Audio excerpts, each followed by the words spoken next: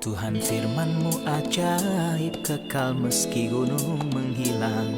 Tiada huruf yang gagal, tak terpatahkan siasat.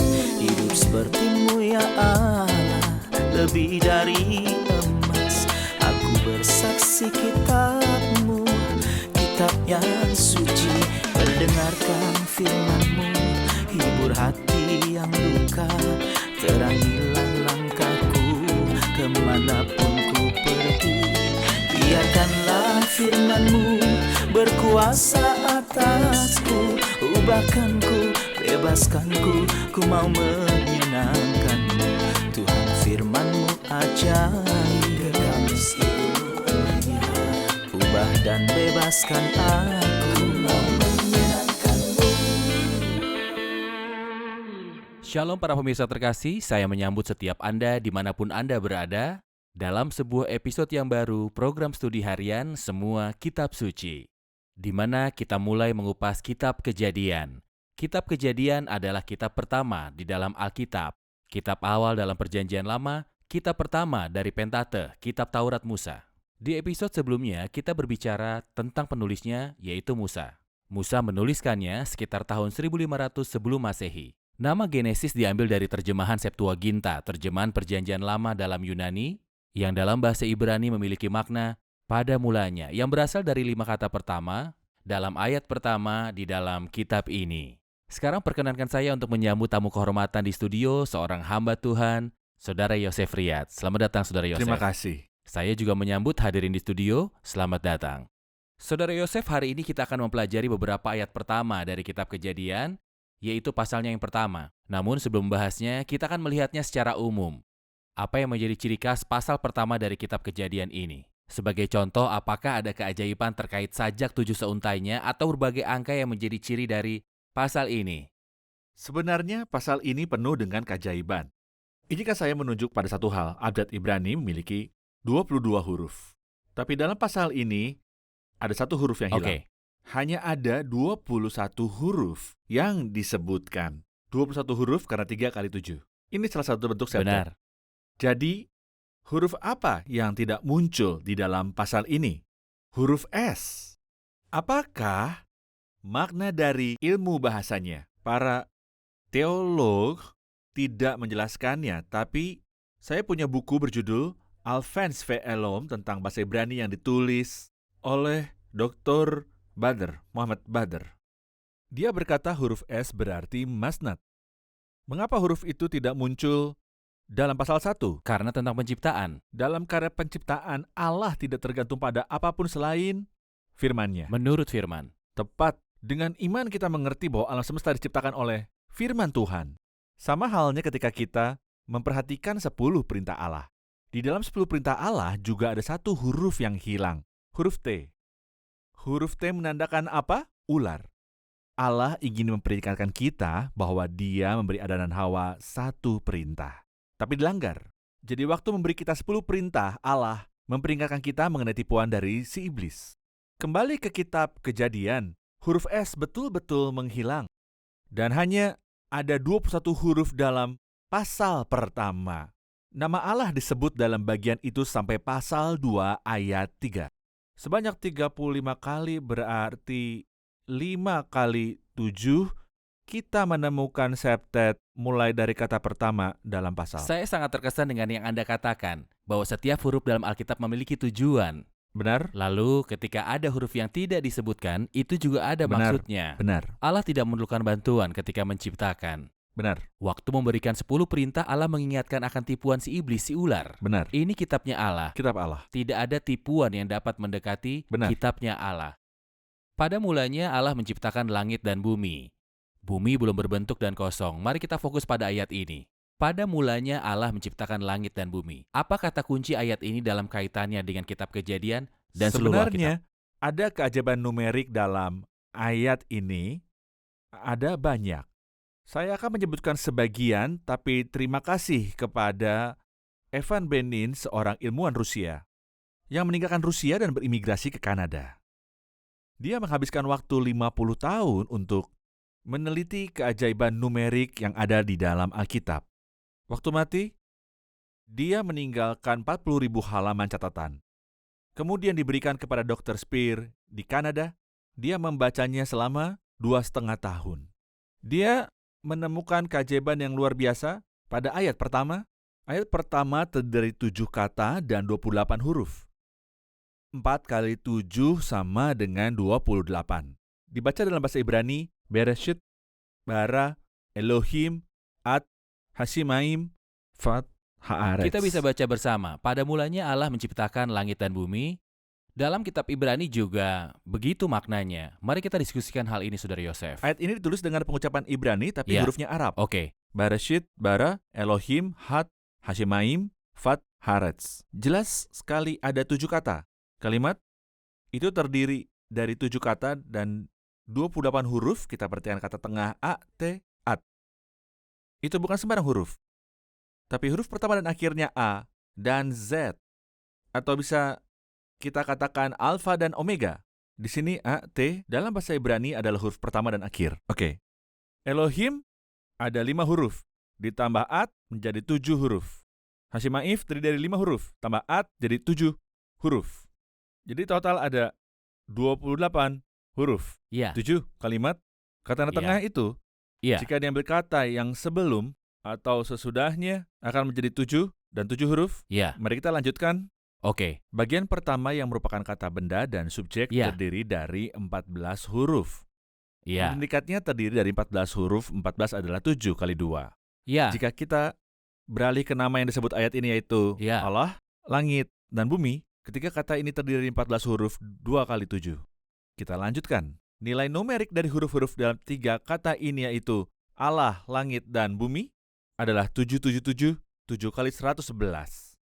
Nilai susunan-susunan huruf ini, nilai posisinya adalah Mazmur. 147, 21 kali 7. Satu-satunya kata kerja dalam kalimat ini yaitu menciptakan yang dalam bahasa Ibrani. Bara punya nilai 237 kali 29. Kata ketiga dan 4 dimulai dengan huruf vokal dan berisi 7 huruf. Kalau kita lanjutkan, orang ini benar menghabiskan hidupnya untuk menghasilkan pengamatan yang luar biasa. Benar. Saya pernah membaca bahwa Injil Matius pasal 1 juga mengandung keajaiban yang sama dalam bahasa Yunani.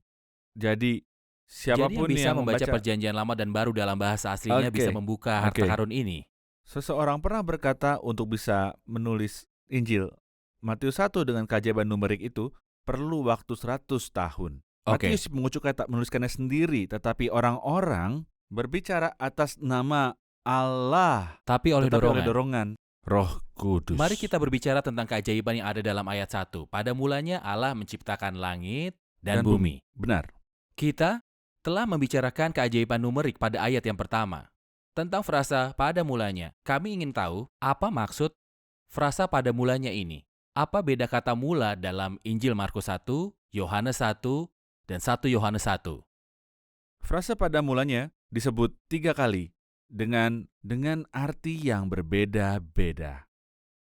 Mari kita mulai dari Yohanes 1 ayat 1. Pada mulanya adalah firman, dan firman itu bersama-sama dengan Allah, dan firman itu adalah Allah. Penekanannya bukan pada frase pada mulanya, tapi pada kata adalah. Benar. Jika ia nyatakan pada mulanya, dengan merujuk pada masa ini, frase ini tak punya makna apapun. Tapi sejak dulu adalah firman. Benar. Frasa pada mulanya bisa merujuk pada masa. Jutaan tahun lalu, seperti yang Anda tahu, Firman Tuhan sudah muncul di Persis. sana. Ketika ada sesuatu yang disebut permulaan, firman sudah ada mendahulunya. Iya. seolah-olah permulaan tersebut pada mulanya adalah firman. Seperti yang sudah disebutkan dalam Injil Yohanes yang pertama Kekal. adalah kekal. Benar. Jadi berbicara Oke. kekekalan. Ya. Mula berikutnya ada dalam Kejadian 1 ayat 1. Pada mulanya Allah menciptakan langit dan bumi. Para ilmuwan bisa berkata bahwa bumi diciptakan miliaran tahun yang lalu. Pada mulanya Allah menciptakan langit dan bumi, menyatakan Allah adalah sang pencipta. Tak dinyatakan sejak kapan, hanya dinyatakan Allah sang pencipta. Saya percaya bahwa itu memang sudah ada sejak jutaan atau mungkin miliaran tahun. Karena dinyatakan dahulu sudah kau letakkan dasar bumi. 6.000 tahun yang lalu tidaklah Tidak terlalu dahulu. bagi Tuhan Ya. kita. Walaupun itu angka yang besar. Ya. Ini adalah mula nomor 2 dalam kaitannya dengan dimensi waktu. Mulai yang ketiga yang dinyatakan dalam Injil Markus pasal 1, Injil Lukas pasal 1, surat 1 Yohanes 1, dan dalam Injil Yohanes pasal 15. Dan juga dalam Injil Yohanes pasal 15. Oke. Dikatakan permulaan Injil tentang Yesus kata anak Allah waktu dia muncul. Atau ketika dinyatakan yang dari semula adalah saksi mata dan pelayan firman, mula merujuk pada Yesus memulai pelayanannya. Seperti yang dinyatakan dalam surat 1 Yohanes 1 ayat 1. Yang telah ada sejak semula, yang telah kami dengar, yang telah kami lihat dengan mata kami, yang telah disaksikan, yang telah kami raba. Atau pernyataan karena kamu dari semula bersama-sama dengan aku, dinyatakan dalam Injil Yohanes 15. Inilah permulaan pelayanan Kristus.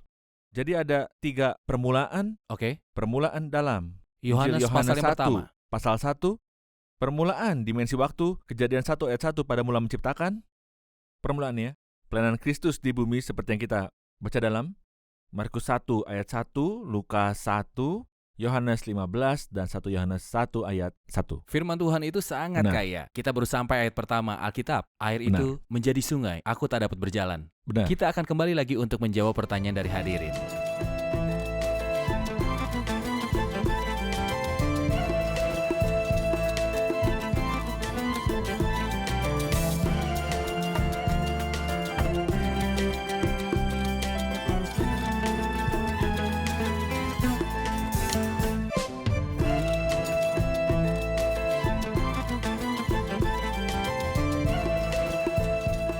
Mengapa penulis menggunakan kata kerja menciptakan dalam Kejadian 1 ayat 1, bukan misalnya kata kerja membuat? Memang apa perbedaan antara kedua kata kerja tersebut? Ya, pertanyaan penting. Silakan. Meja dan berbagai barang lain yang ada di sini dibuat oleh seseorang. Dia tidak membuat dari ketiadaan, tapi dia membuatnya dari beberapa bahan mentah. Tukang kayu membuat meja ini dari kayu dan juga paku. Tapi ketika kita menyatakan Allah menciptakan, berarti dia mencipta dari ketiadaan. Karena iman kita mengerti bahwa alam semesta dijadikan oleh firman Allah, apa yang kita lihat terjadi dari yang tak dapat kita lihat. Dia berfirman, maka semuanya jadi.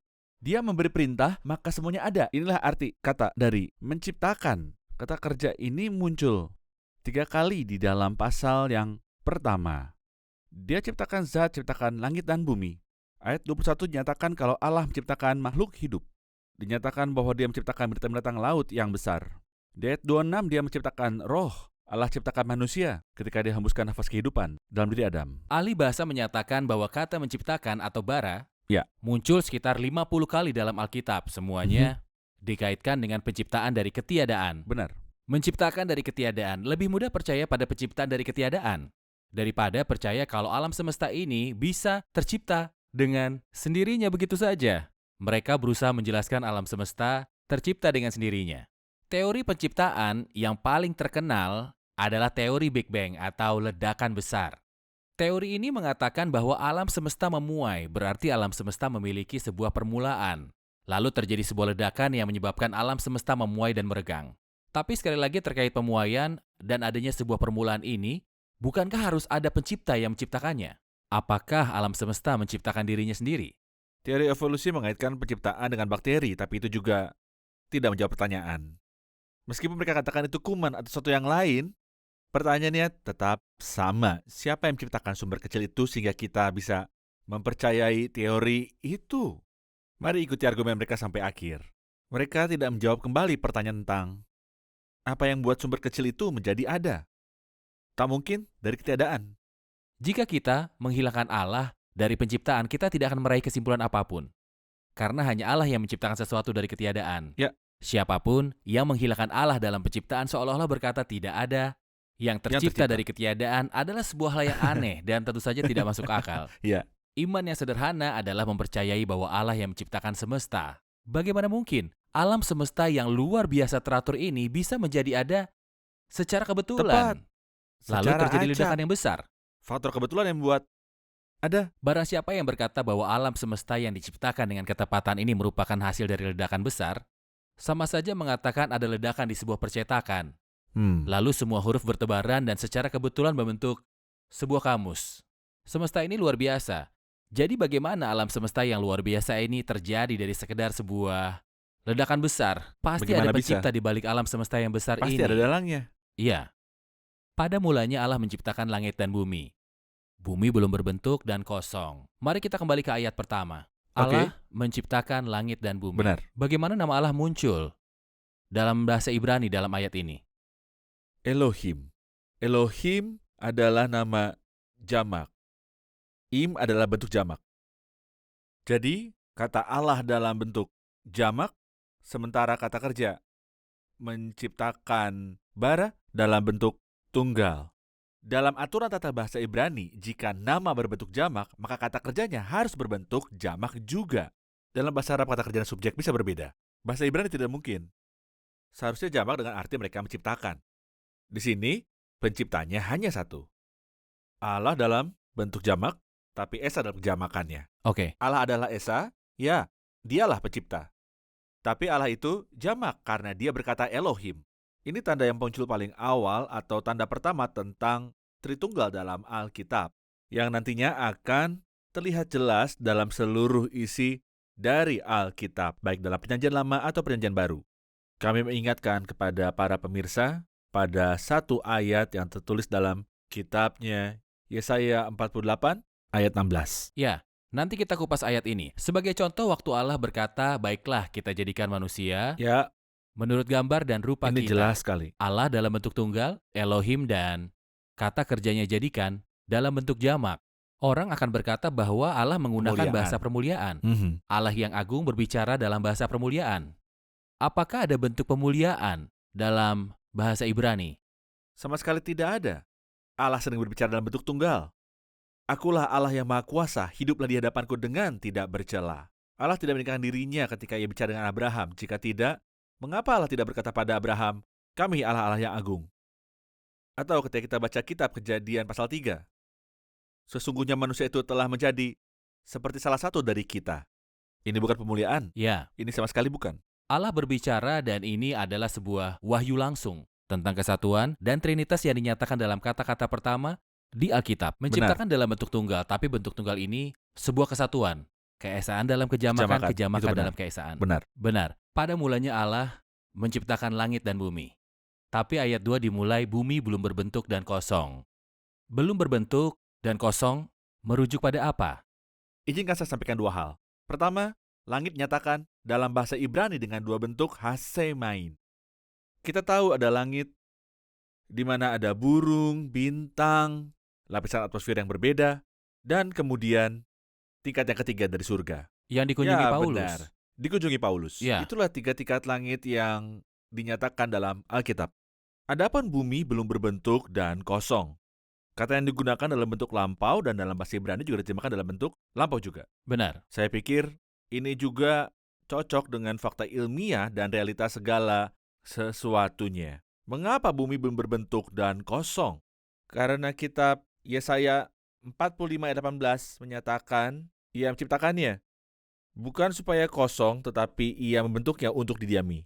Kata kosong di sini sama seperti bumi yang kosong. Tohu, tidak kosong. Tuhan kita tidak menciptakannya tanpa bentuk dan kosong, Tidak tohu berbentuk dan fohu. kosong. Dia tidak menciptakannya seperti itu, tapi dia menciptakannya untuk didiami. Alkitab tidak menceritakan apa yang terjadi, tapi kemungkinan besar terjadi sebuah bencana.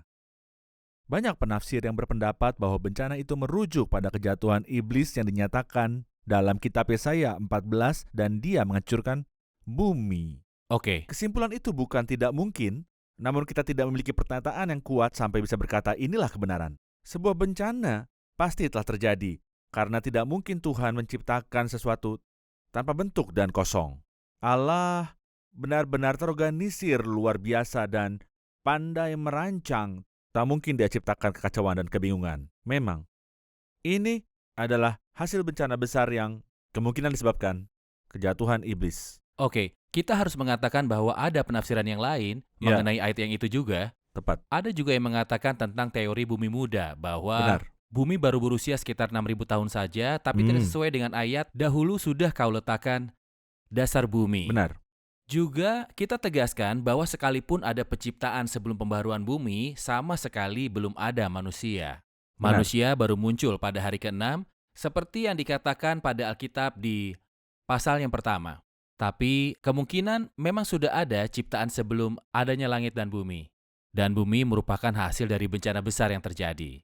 Ada yang mengatakan bahwa mungkin itu disebabkan kejatuhan iblis. Namun kita tidak memiliki konfirmasinya. Tentu kita mengandalkan beberapa teks yang menyatakan Tuhan tidak menciptakan bumi dalam keadaan kosong. Benar. Ia menciptakannya bukan supaya Benar. kosong, tetapi ia membentuknya Didiami. untuk didiami. Jadi bumi belum berbentuk dan juga kosong karena apapun yang terjadi dan memerlukan campur tangan dari Allah untuk tentunya dapat memperbaharuinya kembali. Benar.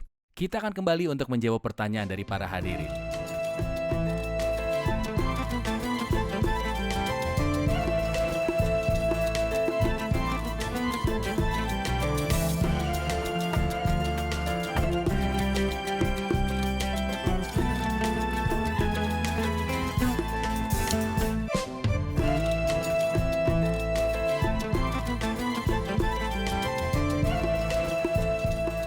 Bagian kedua pada ayat kedua menyatakan, gelap gulita menutupi samudra raya, dan roh Allah melayang-layang di atas permukaan air. Tolong jelaskan ayat ini. Baik, silakan Saudara Yosef. Roh Allah melayang-layang di atas permukaan air ini menyatakan tentang peran Roh Kudus dalam penciptaan. Setidaknya ada 2 ayat yang menyatakan peran Roh Kudus dalam penciptaan. Dalam Mazmur 104 ayat 30, bilang kau mengirim rohmu mereka tercipta dan engkau memperbaharui muka bumi. Benar. Juga terdapat di dalam kitab Ayub pasal 33, Roh Allah telah membuat aku dan nafas yang maha kuasa membuat aku hidup. Ini peran Roh Kudus dalam penciptaan, penting untuk menyebutkan bahwa penciptaan terkait dengan 3 pribadi yang ilahi. Penciptaan dikaitkan dengan Bapa. Contohnya terdapat dalam surat Efesus 3 ayat 9, Allah yang menciptakan segala sesuatu. Benar. Itu benar.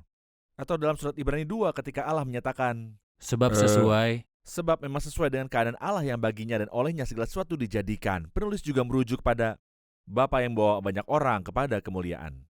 Untuk Kristus ada banyak contoh, misalnya Injil Yohanes 1, segala sesuatu dijadikan oleh Dia, dan tanpa Dia tidak ada satupun yang telah dijadikan. Surat Kolose 1, karena di dalam Dialah telah diciptakan segala sesuatu. Surat Ibrani 1. Ya, surat Ibrani 1. Oleh Dia Allah Oleh menjadikan alam semesta. Dia Allah telah menciptakan alam semesta. Pada mulanya Tuhan, Engkau telah meletakkan dasar bumi. Jadi, penciptaan dikaitkan dengan Bapa, Putra, dan Roh Kudus. Ada banyak pekerjaan dilakukan oleh Tritunggal secara bersama-sama. Misalnya dalam penciptaan, penebusan, kebangkitan, dan penebusan, semua hal tersebut dikaitkan dengan 3 pribadi yang ilahi ini. Benar, dan Roh Allah melayang-layang di atas permukaan air. Anda menunjukkan peran Roh Kudus dalam penciptaan. Benar. Sebelum kita beralih ke ayat-ayat selanjutnya, kita kupas ayat ini. Mulai dari berfirmanlah Allah. Oke. Ini merupakan frasa pendek, Ya. tapi berisi banyak pelajaran. Berfirmanlah Allah semesta alam. Bagaimana Anda melihat kalimat pendek ini muncul di awal karyanya Allah dan isi Alkitab? Berfirmanlah Allah. Firman-Nya, karya Allah dan firman Allah, berfirmanlah Allah muncul 11 kali dalam pasal itu. Seperti yang kami jelaskan sebelumnya, angka 11 merujuk kepada musik. Benar. Ini adalah musik getaran. Getaran musik adalah kelipatan yang ke-11. Berfirmanlah Allah merupakan musik pertama. Kita dengar di dalam Alkitab, Allah menjadikan. Juga disebutkan 11 kali pada bagian itu. Itu juga musik. Langit menceritakan kemuliaan Allah dan cakrawala memberitakan pekerjaan tangannya. Hari meneruskan berita itu kepada hari dan malam menyampaikan pengetahuan itu kepada malam. Belum ada suara dan berita. Pasal itu penuh dengan frasa berfirmanlah Allah, kita bisa melihat dalamnya. Frasa berfirman Allah yang berfungsi untuk memerintah, sebab Dia berfirman maka semuanya jadi. Tapi Allah senang berbicara pada kita. Kitab ini merupakan bagian dari apa yang dikatakan Allah. Pada zaman dahulu Allah berulang kali dalam berbagai cara berbicara pada nenek moyang kita dengan perantaraan para nabi. Zaman akhir ini Ia berbicara pada kita dengan perantaran anaknya. Kita bersuka cita karena Allah senang berkomunikasi dengan kita. Jika tidak, kita seperti mengalami keguguran, tidak mengilipi nilai atau keuntungan. Kita berhadapan dengan pewahyuan Allah tentang kehendaknya untuk berbicara pada kita. Benar. Jadi Allah adalah Allah yang berbicara. Ya. Itu sangat bertolak belakang dengan berhala dan juga patung yang punya mulut tapi tak dapat berkata-kata dan Benar. punya mata tapi tak melihat. Berfirmanlah Allah, muncul hampir 2550 kali. Berfirmanlah Allah, Allah yang benar adalah Memang. Allah yang berbicara. Dan di Benar. akhir zaman ini, Ia berbicara lewat anaknya. Saya kagum ketika Allah berfirman, zat menjadi langsung ada. Sekarang sudah ada zat dalam alam semesta karena Firman Allah. Ia menopang segala yang ada dengan firman-Nya yang berkuasa. Akan ada waktu semuanya akan lenyap. Firman-Nya tak lagi menopang. Unsur-unsur dunia akan hancur karena nyalanya. Berdasar ini apa yang ingin Anda katakan kepada mereka yang ingin Allah hilang dalam penciptaan? Saya akan berkata bersyukurlah karena Allah ada dalam penciptaan. Jika Allah pergi, alam semesta akan runtuh. Ya, Alam semesta akan benar-benar runtuh. ya. Terpujilah Allah, alam semesta ini tidak akan runtuh karena firman yang menciptakannya juga menopangnya. Dia menopang segala yang ada dengan firman-Nya yang penuh kekuasaan. Kita akan mendapat ajaran yang sangat kaya dalam episode yang akan datang, yaitu tentang hari penciptaan. Amin. Bukan hanya tentang apa yang terjadi dalam Benar. penciptaan, tapi juga akan kaitannya terhadap Kristus Puji selama-lamanya. Tuhan. Benar. Kami sangat senang dengan topik pada episode berikutnya. Amin. Tuhan memberkati. Kita akan dengarkan rangkuman dari para hadirin. Apa yang Anda pelajari hari ini? Kita tahu bahwa Allah memang ada dari kata-kata pertama yang muncul dalam Alkitab. Kita tahu juga bahwa Dia adalah Sang Pencipta yang menciptakan dari ketiadaan. Baik, Kami jadi memahami bahwa kata menciptakan adalah bentuk tunggal. Dalam bahasa Ibrani, Allah adalah Elohim yang berbentuk jamak. Jadi ini merupakan tanda pertama dari Tritunggal. benar? Saya sangat terhibur membaca frasa di Alkitab berfirmanlah Allah.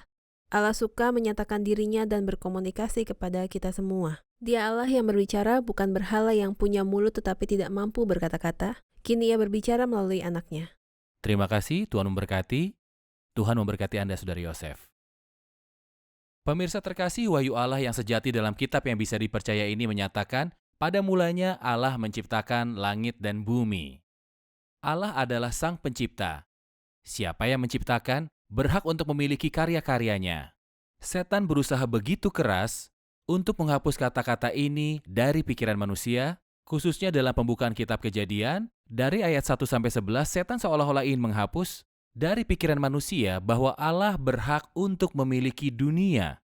Karena Dia penciptanya, bagaimana alam semesta ini bisa ada? Banyak teori yang jauh dari kebenaran firman Tuhan. Tapi iman sederhana kita percaya pada firman Allah yang tercatat dalam Alkitab. Bagaimana dunia ini menjadi ada? Karena pada mulanya Allah menciptakan langit dan bumi. Alam semesta yang dirancang begitu kompleks ini membuat kita berpikir bahwa pasti ada yang menciptakannya. Allah yang kreatiflah penciptanya. Pada mulanya Allah menciptakan langit dan bumi. Ketika kita menyingkirkan perannya Allah, orang bebal berkata dalam hatinya, tidak ada Allah. Dan kemudian kebobrokan pun muncul. Saya harap Anda para pemirsa terkasih tidak jatuh dalam jebakan tersebut dan menyingkirkan peran Allah dalam penciptaan. Menyingkirkan peran Allah akan membawa kehancuran pada pikiran manusia dan pada setiap orang yang berpikir di luar pewahyuan Allah yang ada dalam Alkitab. Kembalilah pada Alkitab supaya kita senantiasa diterangi oleh wahyu ilahi. Sampai jumpa kembali pada episode selanjutnya. Tuhan menyertai.